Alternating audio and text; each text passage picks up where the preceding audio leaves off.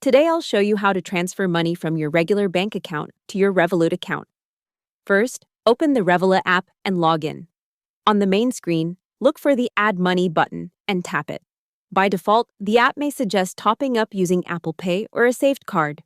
But in this tutorial, we want to add money directly from another bank account instead.